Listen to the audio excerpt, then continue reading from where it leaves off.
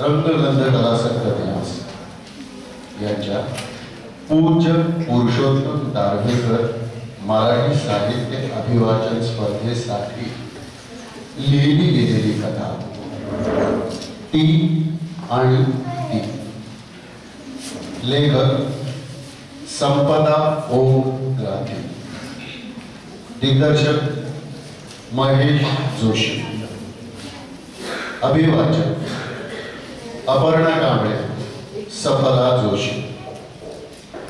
सादर करीत आहोत ती आणि ती.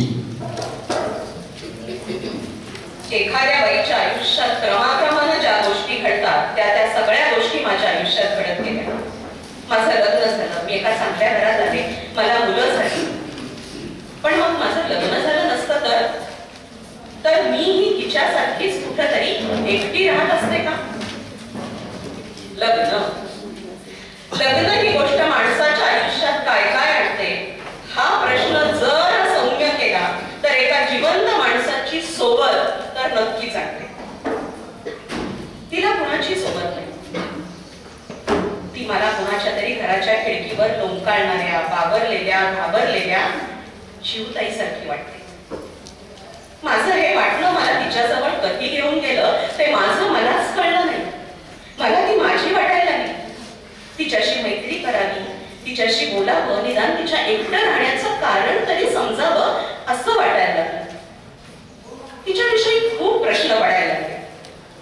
ती एकटी का राहते? तिला आई वडील नाहीत का? तिचं कुठं अफेअर आहे का? तिचं नक्की लग्न झालंय की नाही? लग्न झालं असेल तर नवरा कुठं असेल? तिला मुलं वगैरे असतील का? एकटी बाई म्हणजे प्रश्नांच्या किती जळवाची कटतात ना. रक्त पिऊन फुगून तिथेच मरून पडतात, पण मुळातला प्रश्न मात्र तिथल्या तिथे असतो, ती का एकटी राहते? एवढ्या मोठ्या फ्लॅटमध्ये एकटीच राहते का? एकटीला एवढा मोठा फ्लॅट तरी काय करायचा? तिच्याविषयी विचार करायला लागले की तिची आकृती डोळ्यासमोर येते. तिचं दिसणं, तिचं नेटनेटकं राहणं, तिचे वेगवेगळे पोशाख, असं काय काय आठवतं. पण तिचा विचार करत असताना फक्त तीच आठवते. मी आणि कुमार एका व्हिडिओवर काम करत होतो.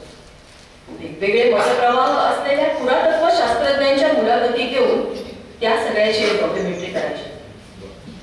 तज्ञांच्या मुलाखती घेऊन झाल्या होत्या. मुलाखती, फोटोज यांचं कोलाज करताना काही गोष्टी सारख्या जाणवत राहिल्या.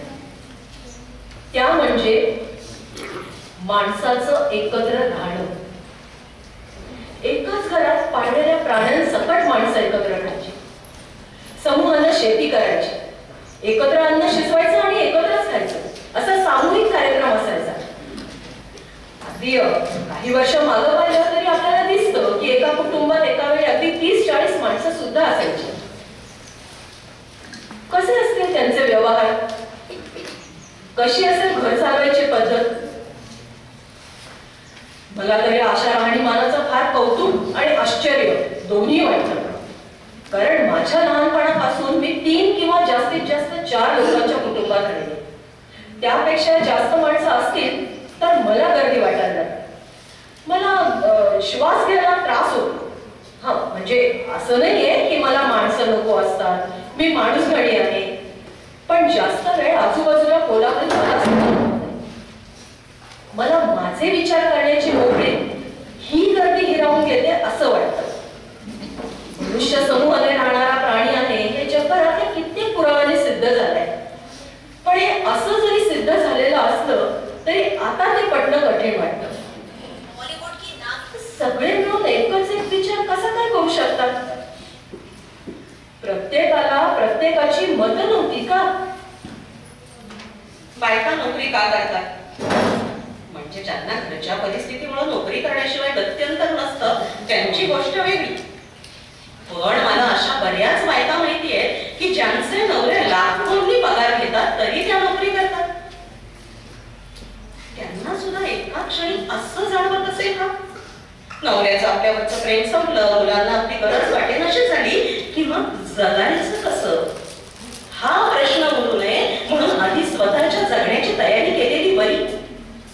असं काही असेल सुद्धा. तिचं पण तसंच असेल का?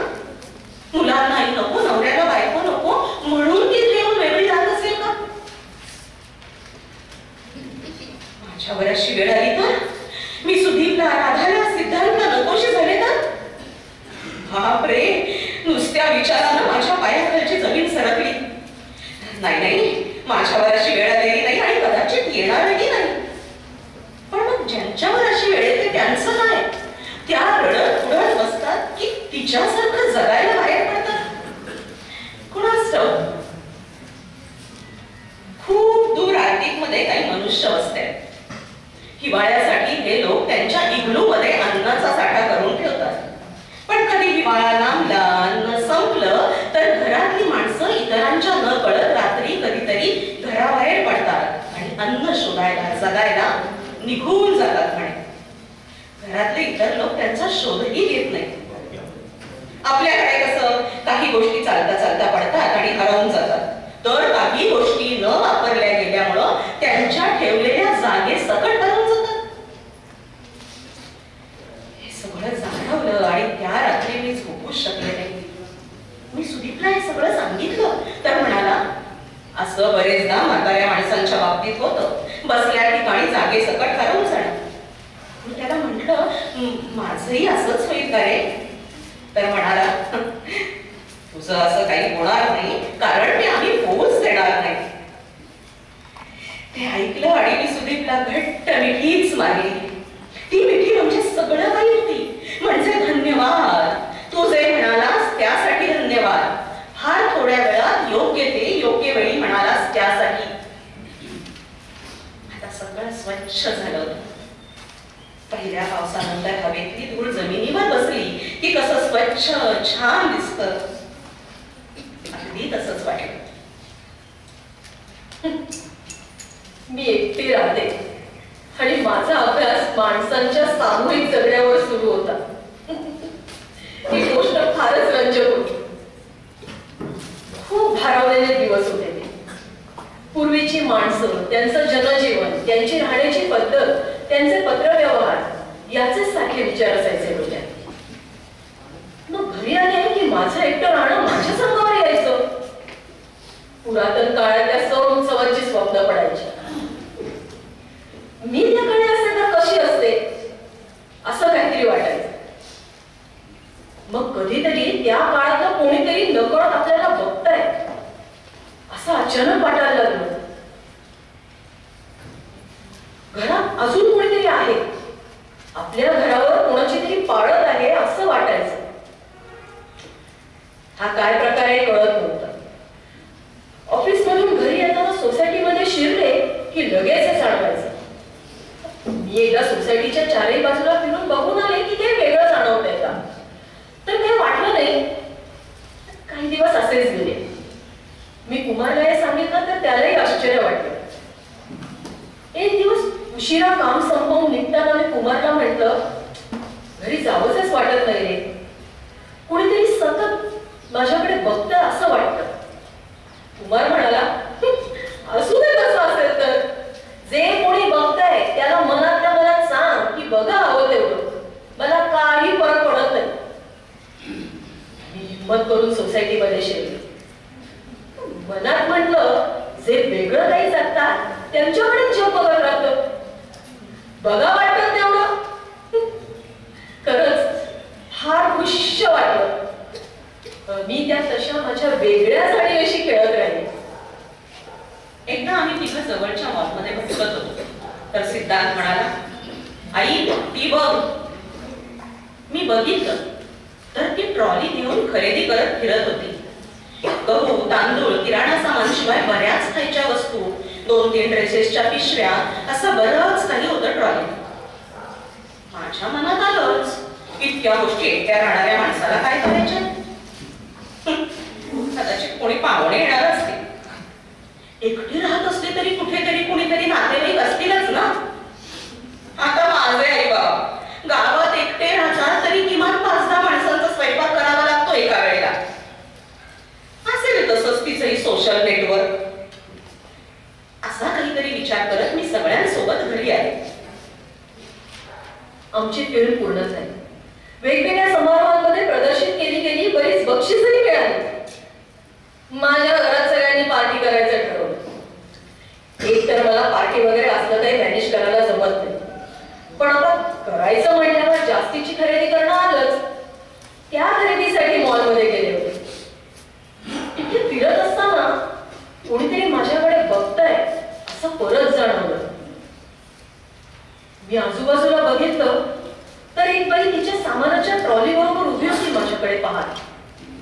तिच्याबरोबर एक 11-12 वर्षाचा मुलगा होता, बहुतेक तिचाच असणार.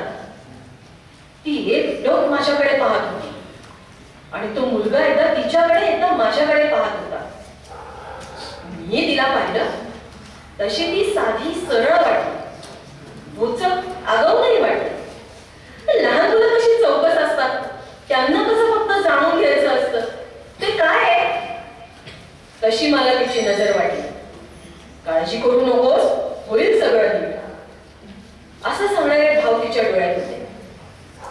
मला असं वाटलं की या आधी मी तिला पाहिलंय कुठेतरी, नक्की कुठे ते आठवेना. एकदा वाटलं सरळ तिलाच जाऊन विचारावं की आपण भेटलोय का कधी कुठे. तर बरेचदा असं होतं ना, माणूस ओळखीचा वाटतो पण नसतो, आणि कधी कधी ओळखीचा असला तरी ओळख पटकन लक्षात येत नाही. तसं झालं असेल कदाचित, पण मी काही तसा आगाऊपणा केला नाही, सरळ पुढच्या कामाला लागलो. त्याच दिवशी घरी येताना सोसायटीमध्ये शिरले तर सहजच पहिल्या बिल्डिंगकडे लक्ष गेलं. एक बाई फोनवर मोठ्या मोठ्याने बोलत होती. मी तिच्याकडे बघत बघतच पुढे आले. माझ्या लक्षात आलं, अरे ही तीच बाई आहे जी मॉल मध्ये दिसली होती. म्हणजे इथेच राहते तर, म्हणूनच मला कुठेतरी पाहिल्यासारखं वाटत होतं. मग मला येता जाताना ती बरेचदा दिसते तेही आठवलं.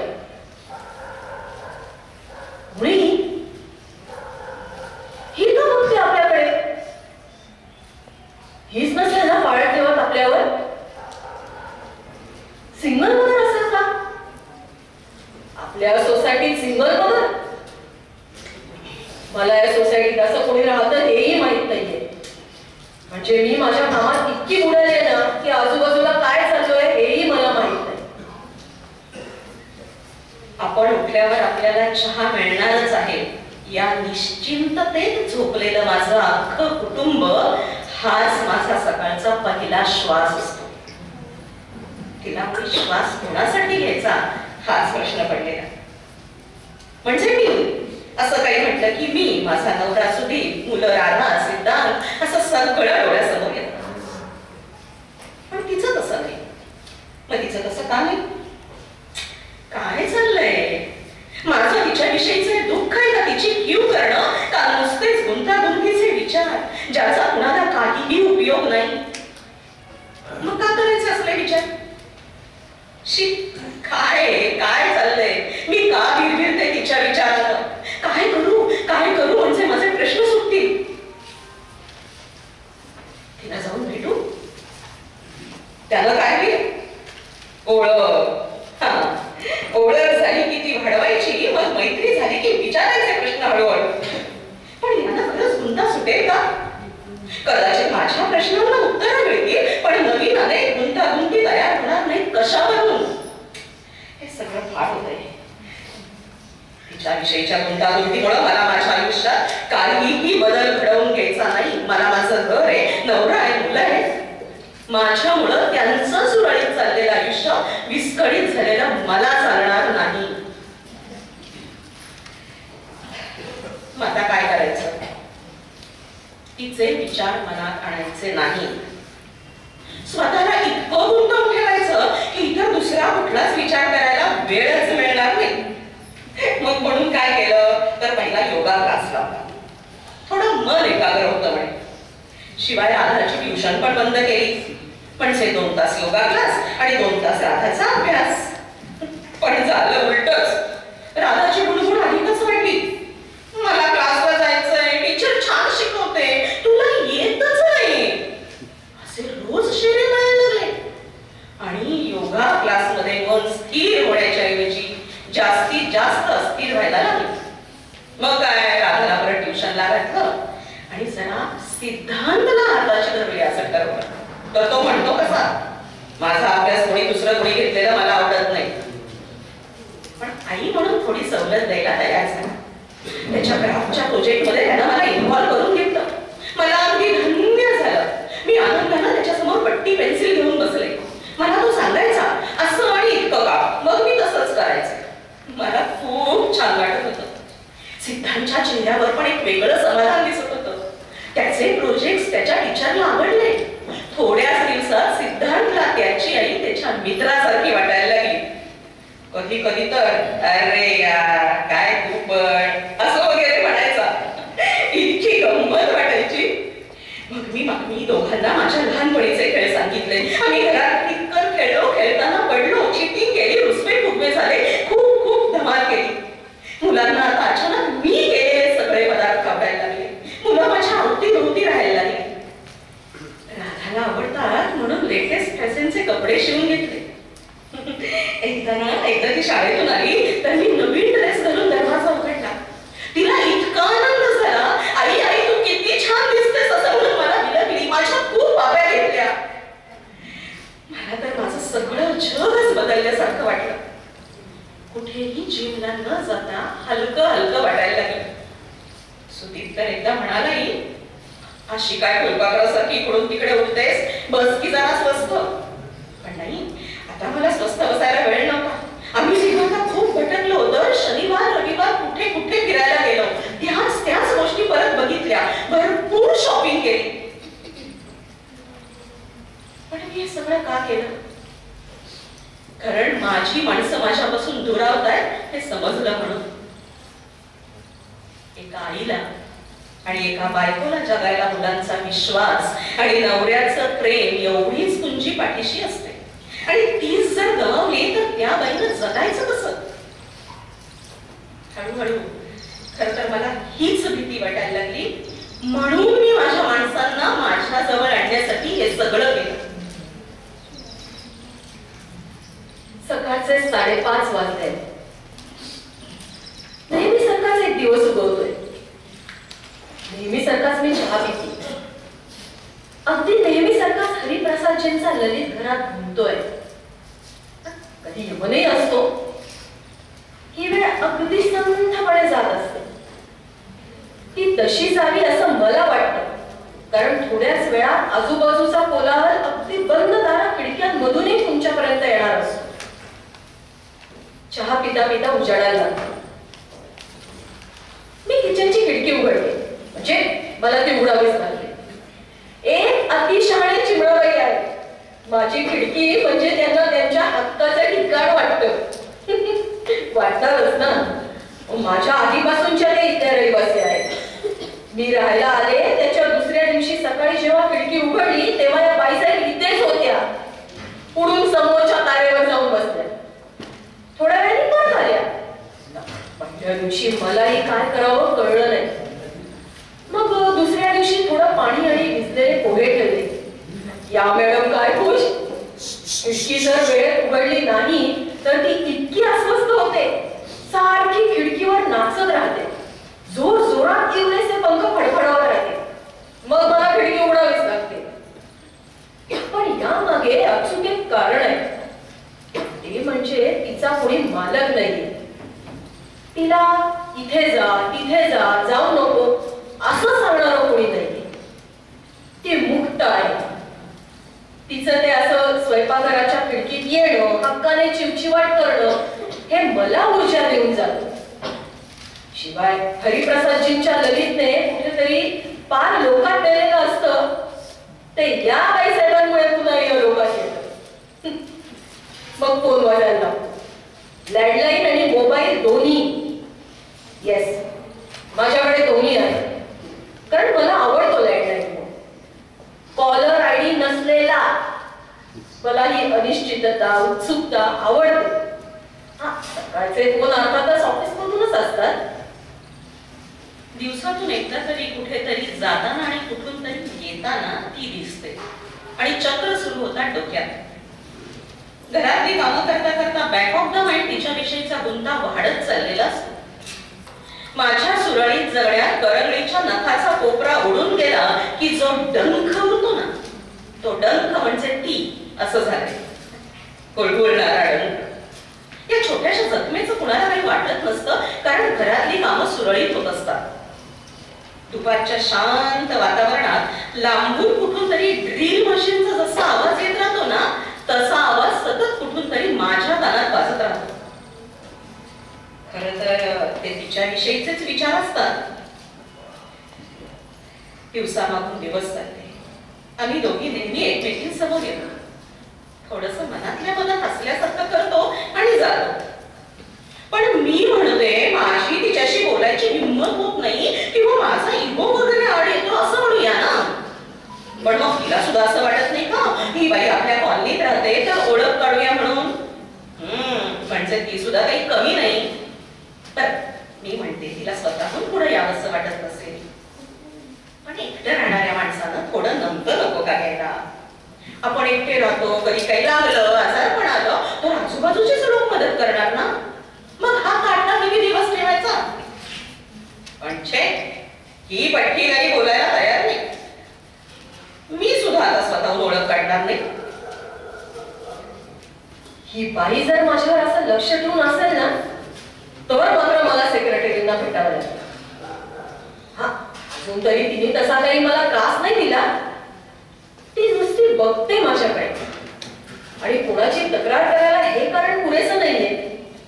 आणि ती इतकी साधी आणि सरळ आहे ना की ती अजून काही करेल असं वाटतही नाही.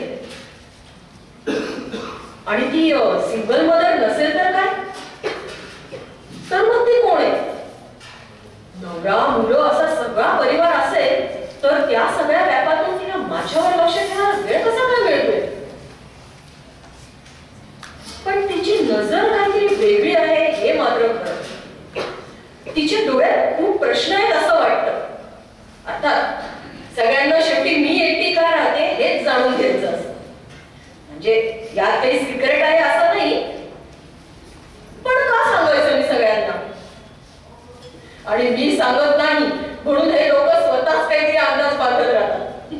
मला आधी याची मजा वाटायला लागली म्हणून मी जाणून बुजून काही गोष्टी सांगतच नाही. आता माझ्याकडून काहीच माहिती मिळत नाहीये म्हटल्यावर त्यांचे पडलेले चेहरे बघून मला फार आनंद होतो.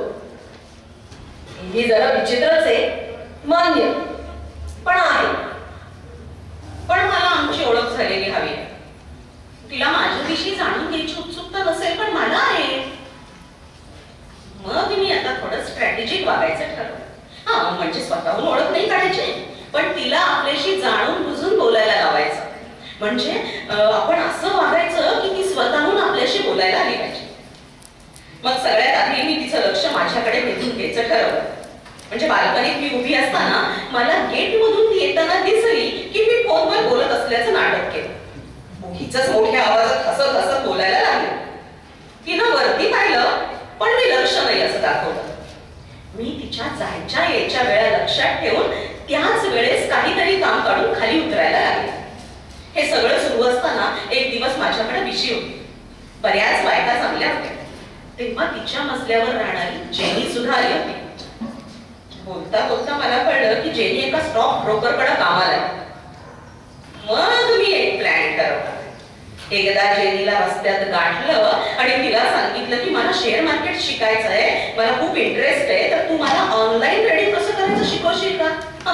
जेनी एका पायावर तयार झाली. मी जेनीकडे संध्याकाळी 7 ते 8:30 क्लासेस लावून टाकला. मला तिच्या मजल्यावर नव्हे तर अगदी एक भिंत कॉमन जाता येत होतं.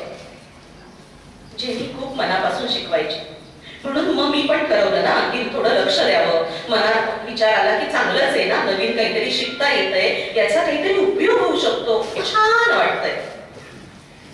आज एखाद्या कंपनीचा शेअर 2000 रुपये आणि त्याची किंमत 2200 होते. एखाद्या शेअर्सची किंमत 500-700 रुपयांनी कमी होते. काय गंमत आहे. कोण करतं हे आपल्या नकळत. पण हे सगळं समजून घेताना खूप मजा येत होती. छोट्या कंपन्यांच्या शेअर्सच्या किमती किती खाली जातात आणि किती वर येतात यावर लक्ष ठेवायचं. त्यांचा ग्राफ लक्षात ठेवायचा. काही कंपन्यांचे शेअर्स हमखास फायदे करून देणारे असतात. पण जेनी म्हणते अशा कंपन्यांवर लक्ष ठेवण्यात मजा नाही. त्यांची किंमत वाढणार हे कोणी सांगू शकतं. मजा असते ती अस्थिर कंपन्यांचे शेअर्स आणण्यात. रोज मार्केटमध्ये काय चाललंय यावर लक्ष हवं आणि मग थोड्या महिन्याच्या सरावानंतर तुम्हाला पैसे कुठे आणि कसे गुंतवायचे हे कळायला लागतं. Thanks to jenny. जेनीकडे असताना तिच्या घराच्या फोनची रिंग ऐकू येते. दिल्लीनं कुलूप उघडल्याचा आवाज येतो. कधी कधी एखादं भांडं घडल्याचा आवाज येतो. पण आता त्याकडे लक्ष द्यावं अशी उर्मीच राहिलेली नाही. काही दिवसापूर्वी जिन्यात मला पहिल्यांदा ती व्यवस्थित दिसली. पहिल्यांदा मी तिला इतक्या जवळून बघत होते. तिचे डोळे थोडे घारे असावे, वय साधारण 35-40च्या आसपास असावं. किती साधा आणि सरळ चेहरा, जुनी ओळख असल्यासारखा. तिच्या चेहऱ्यात गूढ अगम्य असं काहीच नव्हतं. अगदी अगदी हुबेहूब वर्णन करायचं तर नवरात्रात अष्टमीला देवी उभी करतात ना, त्या देवीचा मुखवटा कसा असतो अगदी तसाच तिचा चेहरा. अचानक पूर्वीचं गुंतागुंतीचं अस्वस्थ करणार कुठेतरी निघून गेला. ती कोण, तिचं नाव काय, ती कुठली, या प्रश्नांना काहीच अर्थ नाही हे जाणवलं. आता रोजच आम्ही एकमेकींसमोर येतो आणि जातो. काहीच न बोलता खूप काही सांगितल्यासारखं वाटतं. पण आता मला ती बावरलेल्या गोंधळलेल्या चिवताईसारखी नाही वाटत. करंगीच्या नखाच्या टोकाला लागलेला डंख तिथेच आहे, पण आता मला त्याचं दुखणं सुद्धा जाणवत नाही. एक दिवस मला समजलं की तिच्या बरोबर दिसलेला मुलगा तिचाच आहे आणि अजून तिला एक मुलगी पण आहे आणि अर्थात नवरा पण आहे. मी रात्री एका हॉटेलमध्ये जेवत होते तेव्हा तिथेच ही पण तिच्या कुटुंबाबरोबर होती. हॉटेलमध्ये मी तिच्याकडे बघत बसले काही वेळ. सुंदर साडी, मोजके पण नेटके दागिने, गोड प्रसन्न मुलं, भरपूर प्रेम करणारा नवरा. त्यांचं कसलं तरी सेलिब्रेशन सुरू होतं, वाढदिवस किंवा तसंच काही ते. मी कधी बरं असा वाढदिवस साजरा केला होता आता मला आठवत पण नाहीये. ऑफिसमध्ये करतात सेलिब्रेट आणि कधी जवळचे मित्र मैत्रिणी फोन करतात, आई बाबा फोन करतात, इतकाच काय तो माझा वाढदिवस. मी कधी सगळ्याचे असे सोहळे केले नाही. तशी आवडही नव्हती म्हणा. असं सतत साजरं करत राहायचं त्यामुळे काय साध्य होत असेल या लोकांना. गोड आठवणी तयार होतात. आधीच वर्षानुवर्ष गुंतलेले धागे अजून घट्ट होत जातात.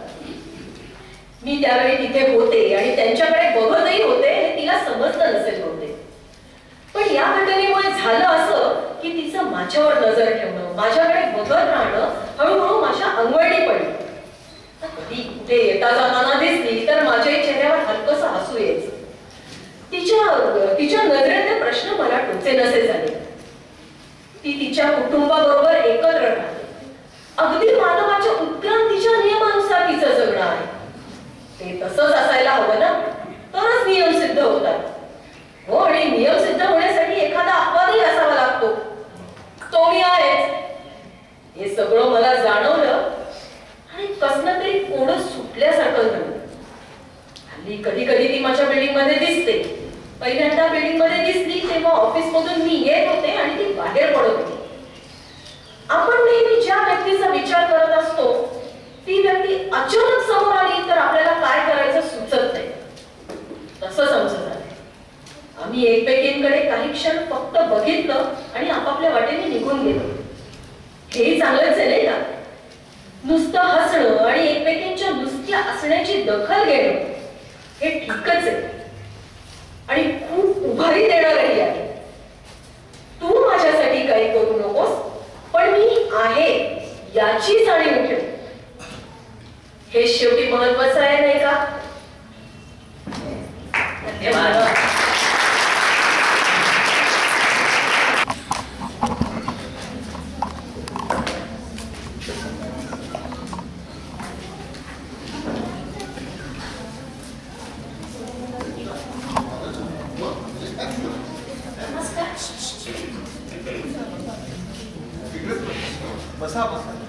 नमस्कार, माझे नाव अक्षरा शरद घोटे. मी दादासाहेब सामंत माध्यमिक विद्यालयाची विद्यार्थिनी आहे. या अभिभाषणातून मला तरी म्हणजे नवीन शिकायला भेटलं, कारण की दोन व्यक्ती आहेत त्यांना एकामेकांबद्दल काहीच ठाऊक नाहीये आणि दोघांच्या मनात एकामेकांविषयी काहीतरी प्रश्न आहेत निर्माण झालेले.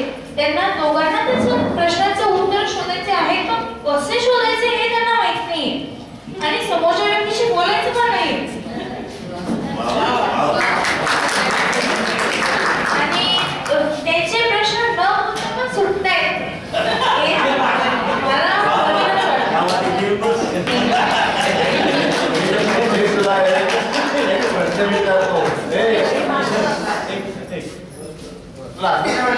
दोघी ज्या आहेत ते एकच पेपर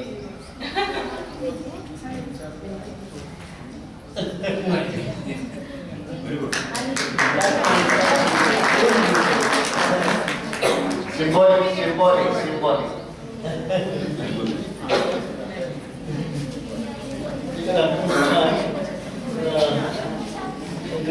छान सगळं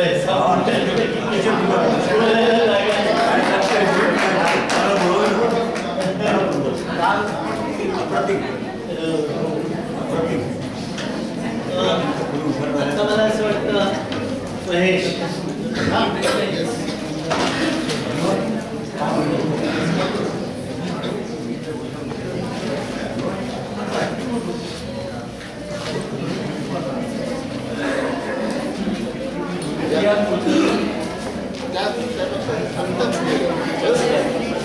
सुप्रिया कुलकर्णी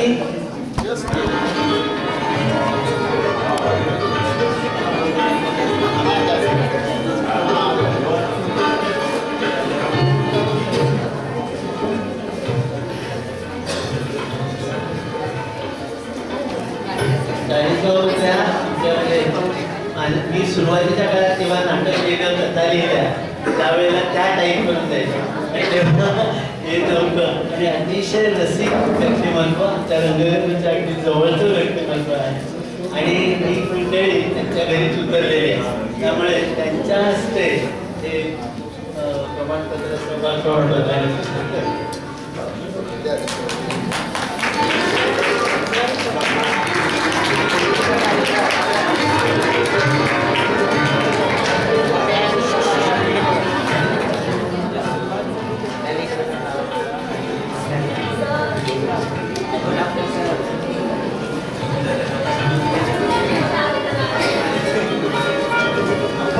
साहित्य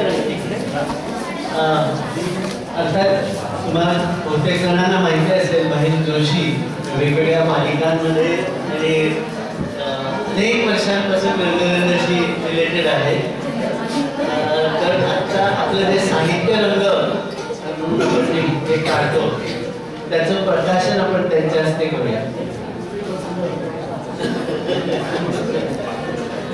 आपलं कल्याणचं केंद्र ते बघतात आणि झाडापडी किती 21 वर्षापैकी कमीत कमी हे 10 वेळा तरी येऊन त्यांनी अभिवाचन सादर केलेलं आहे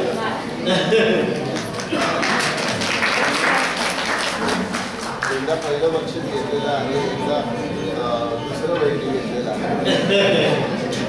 त्यांचं आपण टाळ्या वाजवून स्वागत करूया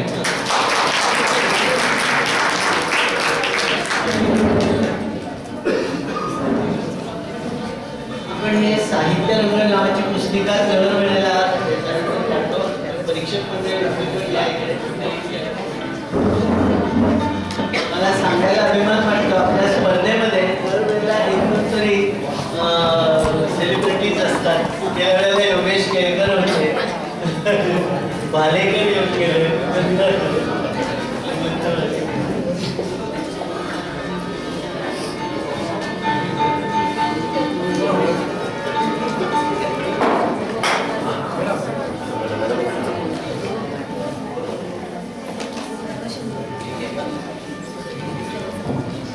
हे साहित्य रंग प्रकाशन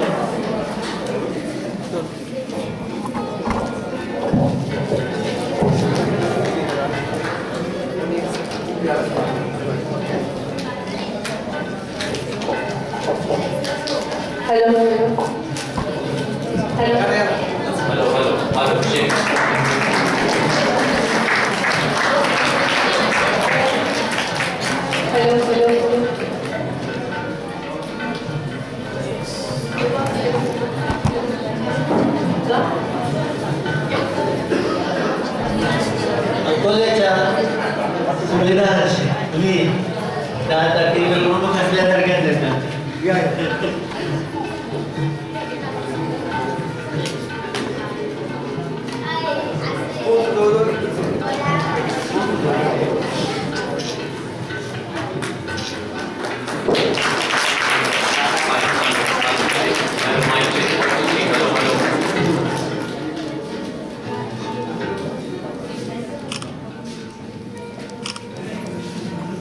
शकतो.